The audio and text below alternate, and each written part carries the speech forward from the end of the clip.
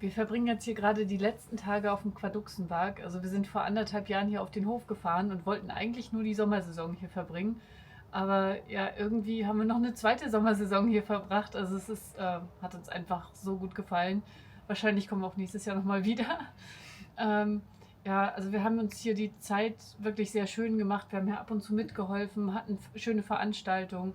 Ähm, ja, jetzt haben wir unser Boot rausgeholt und jetzt geht's weiter. Ja, also das hat alles geklappt zum Glück. Boot ist draußen, jetzt müssen wir es noch winterfest machen. Wir haben uns noch eine Plane besorgt und dann halt noch so ein paar Kleinigkeiten, dass es halt frostsicher hier steht. Auch bevor es für uns dann weitergeht. Ich glaube, wir haben auch noch gar nicht erzählt, wo wir hinwollen, oder? Nee, haben wir noch nicht. Also einige wissen das schon, haben das schon mitbekommen.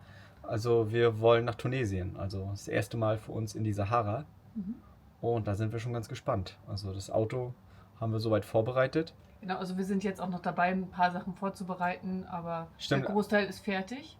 ganz interessante Geschichte heute gerade passiert. Wir haben gemerkt, wie wichtig eine Heizung ist. Also unsere Heizung ist ausgefallen. Eigentlich ist sie nur ausgefallen, weil der Sprit leer war im Haupttank.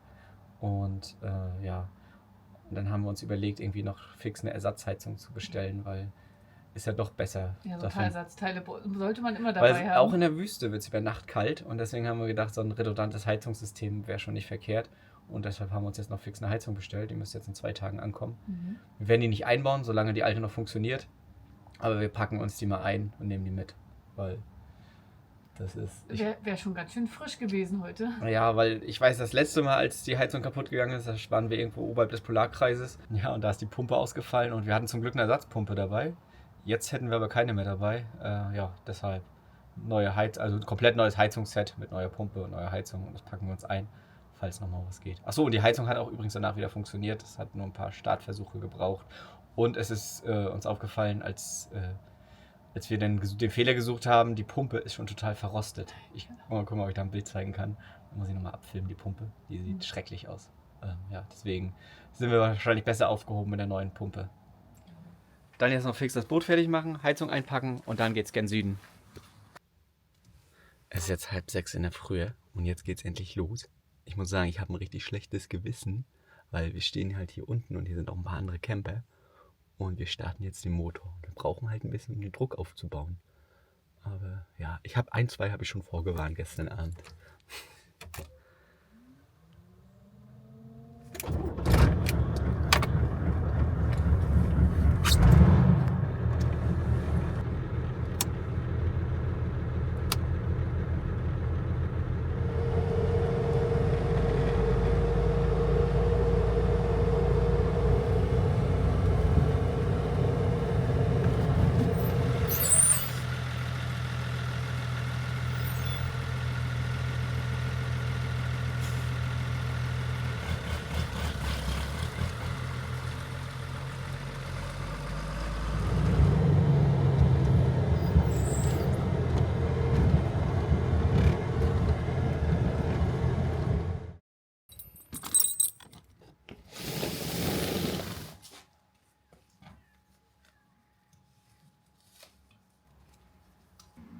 So, endlich sind wir wieder unterwegs. Wir sind zwar immer noch in Norddeutschland, weil wir müssen ja noch ein paar Sachen regeln, wie unser Heizungsding. Und hier einmal ein bisschen aufräumen, das Fahrzeug. So ein paar Sachen haben wir noch, die wir jetzt einlagern wollen. Und das machen wir jetzt gerade. Und, ah ja, die Heizung, das kann ich gleich mal zeigen. Die packe ich mal aus. Da ist nämlich ein neues Bedienteil drin. Das Komfortbedienteil für die Planar. Das soll ziemlich gut sein. Ich habe das schon mal getestet und das baue ich, glaube ich, als erstes gleich mal ein, bevor es hier mit Aufräumen und Zusammenpacken weitergeht.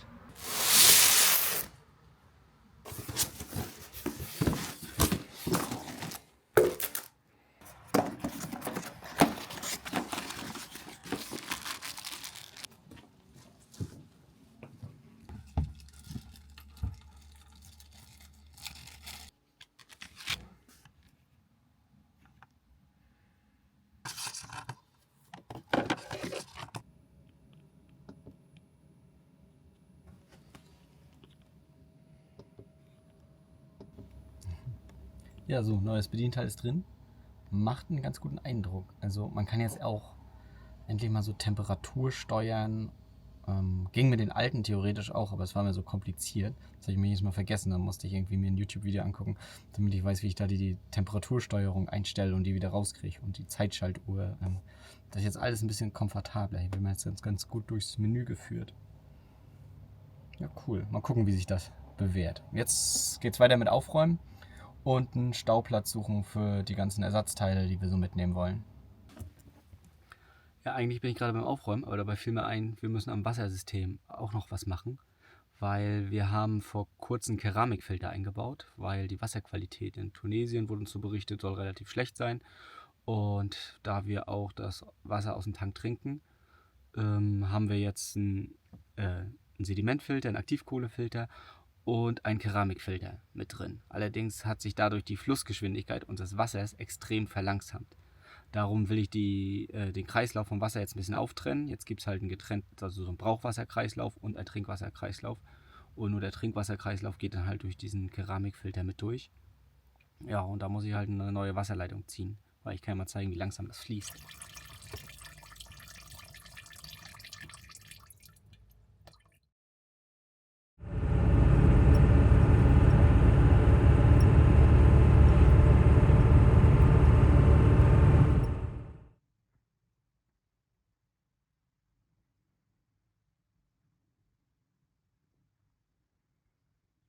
Wir haben es geschafft. Wir sind jetzt schon südlich der Elbe. Also wir sind jetzt in Brandenburg und haben hier am Feldrand einen ganz tollen Platz gefunden. Sehr idyllisch auf jeden Fall. Ja, jetzt geht es langsam weiter Richtung Süden. Morgen wollen wir dann in Leipzig sein. Aber jetzt genießen wir den schönen Abend erstmal und gehen vielleicht noch mal ein bisschen Pilze sammeln. Vielleicht gibt es ja noch zum Abendessen.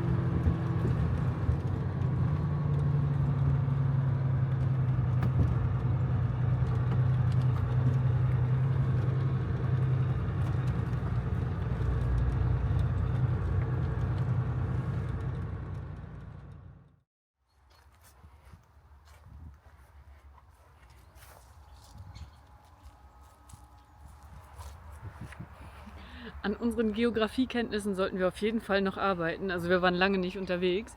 Wir haben ja gestern schon gedacht, dass wir über die Elbe hinaus sind, aber das waren wir noch nicht. Also in Brandenburg passiert das nicht. Als wir dann das Schild gesehen haben, so jetzt fahren wir über die Elbe, ja, Ja, da ist es uns dann aufgefallen. ja genau, passiert jetzt. Aber jetzt sind wir wirklich tatsächlich unterhalb der Elbe, also südlich der Elbe und auch südlich von Leipzig schon und besuchen hier Freunde. Und morgen wollen wir auch nochmal in die Stadt und wollen uns die Stadt nochmal angucken, weil in Leipzig waren wir beide noch nicht. Genau, deswegen sind wir mal ganz gespannt. Und ja, jetzt gucken wir uns erstmal die Straßenbahn an, weil wir im Auto und mich hier stehen lassen, weil es ist ja eine große Stadt, 600.000 Einwohner. So Und, groß? Ja, ja. Und deswegen lassen wir das Auto einfach hier stehen, hier steht es sicher und dann ja, entdecken wir die Stadt mit den Öffentlichen.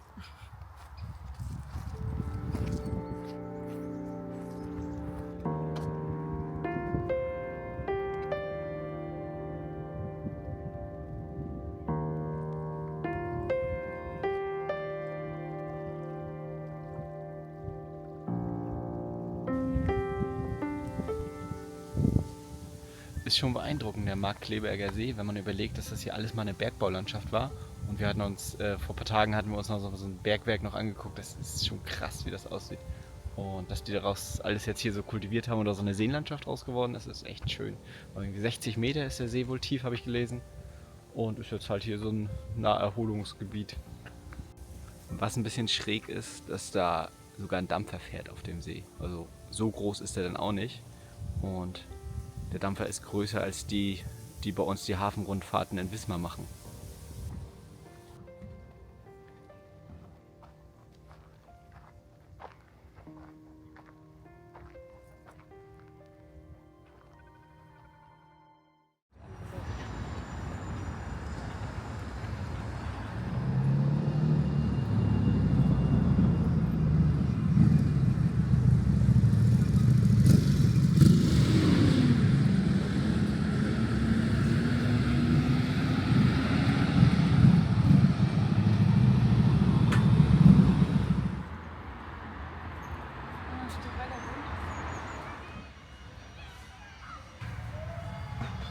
reicht dann auch wieder an Großstadterfahrung.